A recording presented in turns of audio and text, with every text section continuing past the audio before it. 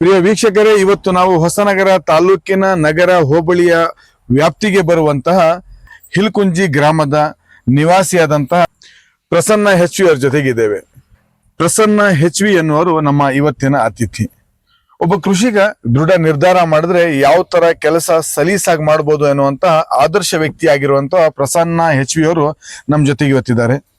1 ಎಕರೆ 2 ಎಕರೆ ಜಮೀನು ಇಟ್ಕೊಂಡು ಸಹ ಮಿಷಿನ್ ನಿರ್ವಹಣೆ ಮಾಡಬಹುದು ಅಂತ ನಮ್ಮ ಪ್ರಸನ್ನನವರು ತೋರಿಸ್ಕೊಟ್ಟಿದ್ದಾರೆ.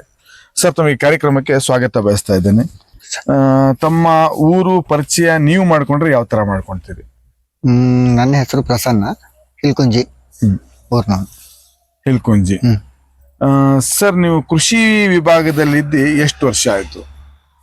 ಸುಮಾರು 20 ವರ್ಷ ಆಯ್ತು ಸರ್. 20 ವರ್ಷ ಆಯ್ತು. ಏನ್ ಓದಿದ್ದೀರಿ? SLC sir. SLC. ತಮ್ಮ ಕುಟುಂಬದಲ್ಲಿ ಎಷ್ಟು ಜನ ಇದ್ದಾರೆ? 6 ಜನ ಸರ್. ಯಾರ್ಯಾರು ಇದ್ದೀರಿ? ಅಪ್ಪ ಅಮ್ಮ, ಅಪ್ಪ ಅಮ್ಮ, ಗಂಡ ಹೆಂಡತಿ, 2 ಜನ ಮಕ್ಕಳು. ಏನ್ ಹೆಸರು ಮಕ್ಕಳದು? ಪ್ರಥಮ್, ಪ್ರದ್ಯುತಿ. ಸರ್, ಈ ಕೃಷಿ ವಿಭಾಗದಲ್ಲಿ ಎಷ್ಟು ಎಕರೆ ಜಮೀನು ಇಟ್ಕೊಂಡಿದ್ದೀರಿ ನೀವು? ನಾವೊಂದು 2 ಎಕರೆ ಸರ್. 2 ಎಕರೆ ಜಮೀನಿಗೆ ಈ ಮಷೀನ್ ಮಾಡ್ಬೇಕು ಅನ್ನೋಂತ ಅನಿವಾರ್ಯತೆ ಏನ್ ಬಂತು ನಿಮಗೆ? ಜನ ಇಲ್ಲ, ಸ್ವಲ್ಪ ಕೆಲಸ ಫಾಸ್ಟ್ ಆಗತ್ತೆ ಅಂತ. ಜನ ನಿರ್ವಹಣೆ ಮಾಡಕ್ ಆಗ್ತಾ ಇಲ್ಲ. ಕೆಲಸ ಸ್ವಲ್ಪ ಫಾಸ್ಟ್ ಆಗತ್ತೆ ಅಂತ. ಎಷ್ಟು ಕೊಟ್ಟು ಮಷೀನ್ ತಂದಿದ್ರಿ? ಮಿಷನ್ ಒಂದು 50,000 ಸರ್. 50,000 ರೂಪಾಯಿ. ಸಬ್ಸಿಡಿ ಏನಾದ್ರು ಸಿಗ್ತಾ? ಇಲ್ಲ ಸರ್, ಸಬ್ಸಿಡಿ ಏನು ಸಿಕ್ಕಿಲ್ಲ. ಇಲ್ಲ. 50,000 ಕಟ್ಟಿದ್ದೀರಿ. ಹೌದು. ಈ ಮಷೀನ್ ರೈತರಿಗೆ ಅನಿವಾರ್ಯ ಅಂತ ಅಂತೀರ ನೀವು? ಅನಿವಾರ್ಯ ಸರ್. ಈಗಿನ ಕಾಲಕ್ಕೆ ಬೇಕು, ಮಿಷನ್ ಬೇಕು. ಮಷೀನ್ ಬೇಕು. ಮಷೀನ್ ತಗೊಂಡ್ 2 ವರ್ಷ ಆಯ್ತು. 2 ವರ್ಷ ಆಯ್ತು. 2ನೇ ಸೀಸನ್. ಏನ್ ಲಾಭ ನೀವು ಮಾಡಿದಿರಿ ಮಷೀನ್ ಬಂದಿದ್ಕೆ? ನಿಮಗೆ ಏನ್ ಅನುಕೂಲ ಆಯ್ತು ಅಂತ ಅನಿಸ್ತಾ ಇದೆ? ಜನರಿಗೆ ಕೂಡ ಅಮೌಂಟ್ ಉಳಿಯುತ್ತೆ, ಕೆಲಸ ಫಾಸ್ಟ್ ಆಗುತ್ತೆ, ನಮಗೂ ಕೆಲಸ ಉಳಿಯುತ್ತೆ. ನಿಮ್ಮ ಬೇರೆ ಕೆಲಸ ಮಾಡಬಹುದು, ಇದನ್ನ ಮುಗಿಸಿ ಬೇರೆ ಮತ್ತೊಂದು ಕೆಲಸ ಮಾಡಬಹುದು. ನಿಮ್ಮ ಕೆಲಸಕ್ಕೆ ಯಾರು ನಿಮಗೆ ಸಹಕಾರ ಜಾಸ್ತಿ ಕೊಡ್ತಾರೆ? ಎಲ್ಲ ಕುಟುಂಬದಲ್ಲಿ ನಾವೇ ಎಲ್ಲರೂ ಸೇರಿ. ವಿಶೇಷವಾಗಿ ನಿಮಗೆ ಕುಟುಂಬದಲ್ಲಿ ಯಾರ್ಯಾರ ಸಹಕಾರ ಜಾಸ್ತಿ? ಎಲ್ಲರದು ಇದೆ ಸರ್. ಯಾರ್ದು ಒಬ್ರು ಜಾಸ್ತಿ ಒಬ್ರು ಕಮ್ಮಿ ಅಂತ ಏನಿಲ್ಲ, ಎಲ್ಲರೂ ತಂದೆ ನಿಮಗೆ ಸಹಕಾರ ಕೊಡ್ತಾರೆ, ನಿಮ್ ತಾಯಿನೂ ಸಹಕಾರ ಕೊಡ್ತಾ ಇದ್ದಾರೆ, ನಿಮ್ದು ಮನೆಯವರು ಸಹಕಾರ ಕೊಡ್ತಾರೆ. ಯಾವ ತರ ಸಹಕಾರ ಇದೆ ನಿಮ್ಮ ಮನೆ? ಎಲ್ಲದಕ್ಕೂ ಸರ್, ಎಲ್ಲ ಪ್ರತಿಯೊಂದಕ್ಕೂ, ಎಲ್ಲ ಕೆಲಸಕ್ಕೆ ಎಲ್ಲ. ಅವರು ರೈತ ಕುಟುಂಬದಿಂದ ಬಂದವರು? ರೈತ ಕುಟುಂಬದಿಂದಾನೆ ಬಂದರು ಸರ್. ಅವ್ರಿಗೆ ನಮ್ ಜೊತೆಗೆ ಪರಿಚಯ ಮಾಡ್ಕೊಡ್ತೀರಾ? ಪರಿಚಯ ಮಾಡ್ಕೊಡ್ತೀವಿ. ಈ ಕೃಷಿ ಜಮೀನಿನೊಳಗೆ ನೀವು ಜೋಡಿ ಎತ್ತಾಗಿ ಎಷ್ಟು ವರ್ಷದಿಂದ ನೀವು ನಿಮ್ ಸಂಸಾರ ನಿರ್ವಹಿಸ್ತಾ ಇದ್ದೀರಿ? 8 ವರ್ಷಗಳಿಂದ. 8 ವರ್ಷ ಆಯ್ತು. ನಿಮ್ ಮದ್ವೆಯಾಗಿ 8 ವರ್ಷ? ಹೌದು. ಏನ್ SLC ಮದ್ವೆ ಆಗ್ಬಿಟ್ರೆ ಅಂತ? PUC ಆಗಿ ಮದ್ವೆ ಆಗಿರೋದು. PUC ಮುಗಿದ ತಕ್ಷಣ ಮದ್ವೆ ಆಗಿರೋದು. PUC ಮುಗಿದ ತಕ್ಷಣ ಮದ್ವೆ ಆಗಿದ್ದೀರಿ. ಮದ್ವೆಯಾಗಿ 8 ವರ್ಷ ಆಯ್ತು. ಇವ್ರಿಗೆ ನೋಡಿ 8 ವರ್ಷ ಆಗಿತ್ತು ಅಂತ ಯಾರು ಹೇಳಲ್ರಿ? ಏನ್ ಕಮ್ಮಿ ವಯಸ್ಸಿಗೆ ಮದ್ವೆ ಆಗ್ಬಿಟ್ರೆ? ಕಾನೂನು ತೊಡಕ್ ಏನ್ ಬಂದಿಲ್ಲ? ಇಲ್ಲ, ಅಂದ್ರೆ ನನಗೆ ಅವಾಗ 18 ವರ್ಷ ತುಂಬಿತ್ತು. 18 ವರ್ಷ ಮುಗಿಸಿದ್ರಿ. ಸರ್, ತಮ್ಮ ಜಮೀನಲ್ಲಿ ಏನಿದೆ? ಅಡಿಕೆ ತೋಟ. ಅಡಿಕೆ ತೋಟ ಇದೆ. ಕುಟುಂಬದಲ್ಲಿ ಅವರ ಪಾತ್ರ ಏನು, ನಿಮ್ ಪಾತ್ರ ಏನು, ಅವರು ಯಾವ ತರ ವ್ಯಕ್ತಿ ಏನು ಅಂತ ನನ್ನ ಪ್ರಶ್ನೆ. ವ್ಯಕ್ತಿ ತುಂಬಾ ಒಳ್ಳೆ ಜನ, ಅಂದ್ರೆ ಹಾರ್ಟ್ಲಿ ತುಂಬಾ ಒಳ್ಳೇದಿದೆ. ಹಾಗಾಗಿ ಅವ್ರಿಗೆ ತುಂಬಾ ಎಲ್ಲದಕ್ಕೂ ಸಪೋರ್ಟಿವ್ ಆಗಿರ್ತೀನಿ ನಾನು. ಇವ್ರ ಕೃಷಿ ಜಮೀನಿನೊಳಗೆ ನಿಮ್ಮ ಸಹಕಾರ ಯಾವ ತರ ಇದೆ? ಅಂದ್ರೆ ಅವ್ರು ಯಾವ ಕೆಲ್ಸಕ್ಕೆ ಹೋದ್ರು ಅದ್ರ ಜೊತೆಗೆ ನಾನು ಹೋಗ್ತೀನಿ. ಬೆನ್ನೆಲುಬಾಗಿ ನಿಂತಿದ್ದೀರಿ. ಖಂಡಿತ. ಈಗ ನೀವು ಈ ಮಷೀನ್ ತಂದ್ ಎಷ್ಟು ವರ್ಷ ಆಯ್ತು? 2 ವರ್ಷ ಆಯ್ತು. ಯಾರ ಐಡಿಯಾದಲ್ಲಿ ತಂದಿರೋದು? ನಿಮ್ಮ ಐಡಿಯಾನ ಇವ್ರ ಐಡಿಯಾ? ಅವ್ರ ಐಡಿಯಾದಲ್ಲೇ ತಂದಿರೋದು. ನಿಮ್ಮ ಐಡಿಯಾದಲ್ಲಿ ತಂದ್ರಿ. ಈ ಅಡಿಕೆ ಸುಲಿಯೋ ಯಂತ್ರ ಬಂದ್ರ ಮೇಲೆ ನಿಮ್ ಜೀವನದಲ್ಲಿ ಏನ್ ಬದಲಾವಣೆ ಆಯ್ತು? ಯಾಕೆ ತಂದ್ರಿ? ಜೀವನದಲ್ಲಿ ಅಂದ್ರೆ ಮೊದ್ಲೆಲ್ಲ ಜನನ್ನ ಕರ್ಕೊಂತಾ ಇದ್ವಿ ಅಡಿಕೆ ಸುಲ್ತಕ್ಕೆ. ಇವಾಗ ಆತರ ಕರ್ಕೊಳೋದೇನ್ ಬೇಡ, ನಾವು ಮನೆಯಲ್ಲೇ ಎಲ್ಲ ಸೇರ್ಕೊಂಡ್ ಮಾಡ್ತಾ ಇದೀವಿ. ಸ್ವಲ್ಪ ಕೆಲಸ ಫಾಸ್ಟ್ ಆಗಿ ಆಗ್ತಾ ಇದೆ, ಅದೊಂದು ತುಂಬಾ ಅನುಕೂಲ. ಬೇರೆ ಕೃಷಿಕರಿಗೆ ಈ ಬಗ್ಗೆ ನೀವ್ ಏನ್ ಮಾಹಿತಿ ನೀಡಕ್ ಇಷ್ಟಪಡ್ತೀರಿ? ಮಿಷನ್ ಬಗ್ಗೆ? ಹೌದು. ಈ ಅಡಿಕೆ ಸುಲಿಯೋ ಯಂತ್ರದ ಬಗ್ಗೆ ಬೇರೆ ಕೃಷಿಕರಿಗೆ ಏನ್ ಮಾಹಿತಿ ಕೊಡ್ತೀರಿ ನೀವು? ಬೇರೆಯವ್ರು ಮಾಡ್ಬೇಕು ಮಾಡ್ಬೇಕು? ಖಂಡಿತವಾಗಿಯೂ ಮಾಡ್ಬೇಕು. ಯಾಕೆ ಅಂದ್ರೆ ಈಗಿನ ಕಾಲದಲ್ಲಿ ಮೊದ್ಲಿನ ಹಾಗೆ ಅಲ್ಲ. ಈಗಿನ ಕಾಲದಲ್ಲಿ ಜನ ಸಿಗೋದಿಲ್ಲ. ಆನಂತರ ಕೈಗೂ ಸ್ವಲ್ಪ ಫಾಸ್ಟ್, ನಮಿಗೂ ಸ್ವಲ್ಪ ರೆಸ್ಟ್ ಅಂದ್ರೂ ಕೂಡ ತಪ್ಪಾಗಲ್ಲ. ಯಾಕೆ ಅಂದ್ರೆ ಈ ನಾವ ತುಂಬಾ ಅಡಿಕೆನ ಸುಲಿಬೇಕಾದ್ರೆ ತುಂಬಾ ಕೈ ಎಲ್ಲ ನೋವು ಬರುತ್ತೆ. ಇದಂದ್ರೆ ಮಿಷನ್ ಅಂದಾಗ ಜಸ್ಟ್ ಮುಗಿಸ್ ತೆಗಿಯೋದು, ಒಂದ್ ಸ್ವಲ್ಪ ಜಬಡು ಸುಲಿಯೋದು ಎಲ್ಲ ಇರುತ್ತೆ. ಅದು ಈಸಿಯಾಗಿ ಅನ್ಸುತ್ತೆ ನಮಗೆ.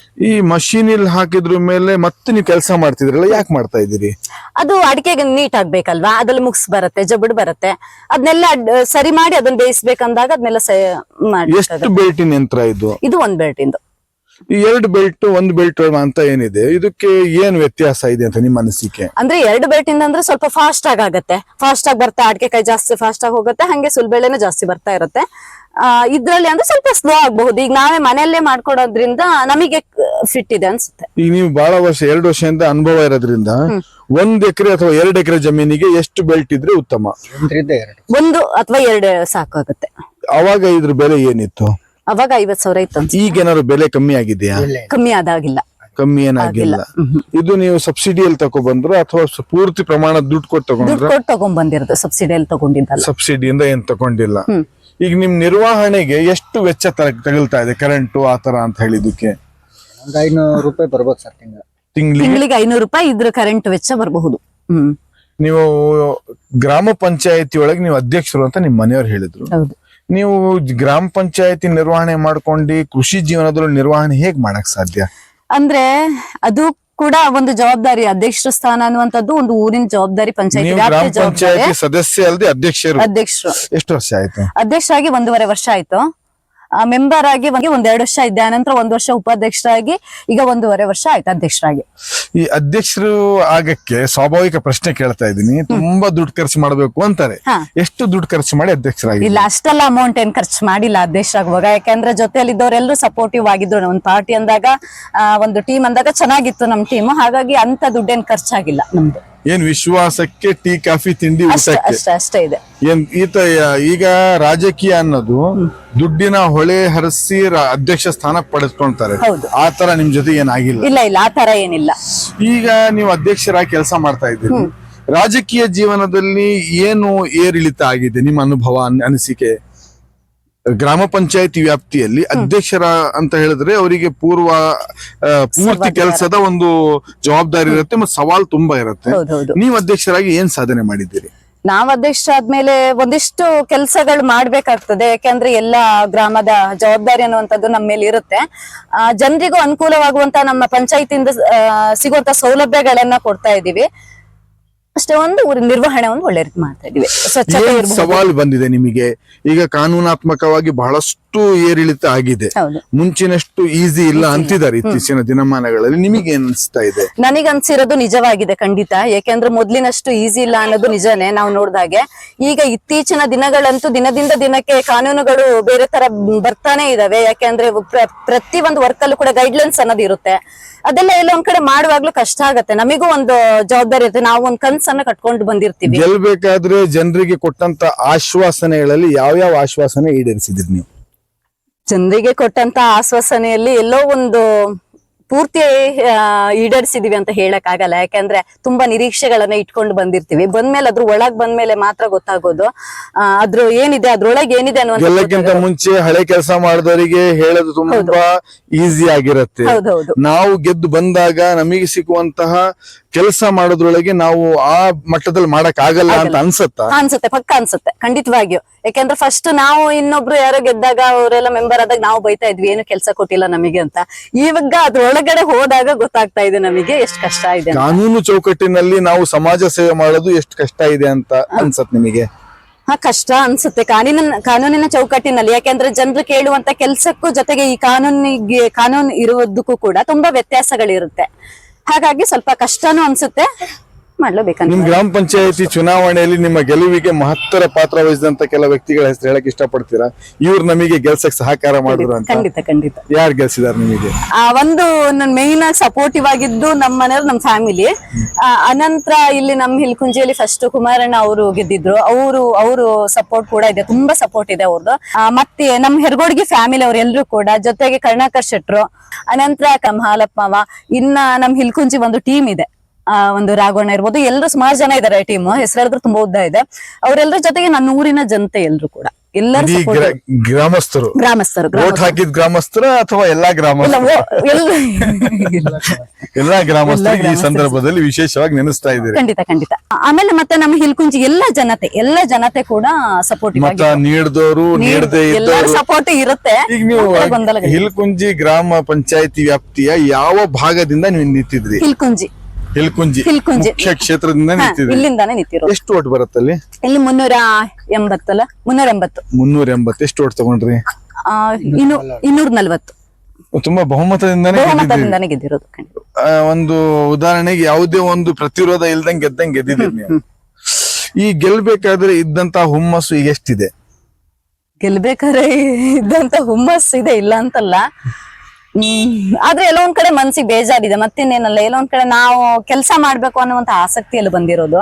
ಮಾಡಿದೀವಿ, ಮಾಡಿಲ್ಲ ಅಂತ ಹೇಳಿಲ್ಲ, ಆದ್ರೂ ಕೂಡ ನಮ್ ಮನ್ಸಿಗೆ ಸಮಾಧಾನವಾಗುವಷ್ಟು ಕೆಲಸ ಆಗಿಲ್ಲ ಅನ್ನುವಂಥದ್ದು ಎಲ್ಲೋ ಒಂದ್ ಬೇಜಾರಿದೆ. ನಿಮ್ ಕೆಲ್ಸಕ್ಕೆ ನಿಮಗೆ ಸಂತೃಪ್ತಿ ಇಲ್ಲ, ಎಲ್ಲೋ ಒಂದು ಸಂಪೂರ್ಣವಾಗಿ ಸಂತೃಪ್ತಿ ಇಲ್ಲ.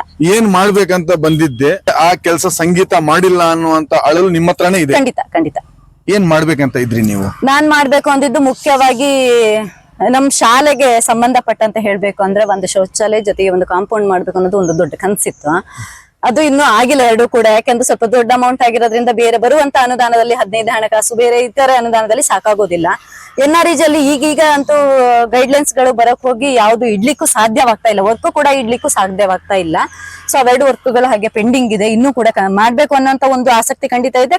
ಮಾಡ್ತೀನಿ ಅನ್ನುವಂತ ಒಂದಾದ್ರೂ ವರ್ಕ್ ಖಂಡಿತ ಇಳಿಯ ಒಳಗೆ ಮಾಡ್ತೀನಿ ಅನ್ನೋದು ಇದೆ. ಅದು ಶೌಚಾಲಯ ಮುಖ್ಯವಾಗಿ ಮಾಡ್ಬೇಕು. ಶೌಚಾಲಯ ಇದು ಬಿಟ್ಟರೆ planning. Compound, Compound. ಎರಡರಲ್ಲಿ ಒಂದು ಮಾಡಿ ಇಳಿತೀರಿ. ಖಂಡಿತ ಖಂಡಿತ. ಮತ್ತೆ ಏನಾದ್ರೂ ನಿಮ್ಮ ಗ್ರಾಮಕ್ಕೆ ಸಂಬಂಧಪಟ್ಟಂತ ಈ ಕೆಲಸ ಮಾಡ್ಬೇಕಿತ್ತು, ಯಾಕೋ ಆಗ್ತಾ ಇಲ್ಲ? ಅಂದ್ರೆ ರಸ್ತೆಗಳಿದಾವೆ, ರಸ್ತೆಗಳು ಮಾಡ್ಬೇಕನ್ನೋದಿತ್ತು. ಅದು ನಮ್ಮ ಪಂಚಾಯತಿ ಅನುದಾನದಲ್ಲಿ ಸಾಧ್ಯವಾಗದಂತದ್ದು. ಯಾಕೆಂದ್ರೆ ಮಣ್ಣಿನ ರಸ್ತೆಗಳಿರೋದು, ಅದನ್ನ ಟಾರ್ ಹಾಕ್ಬೇಕು ಅಂದ್ರೆ ಅದು ಯಾವ್ದು ಅನುದಾನದಲ್ಲಿ ಸಾಕಾಗ್ತಾ ಇಲ್ಲ.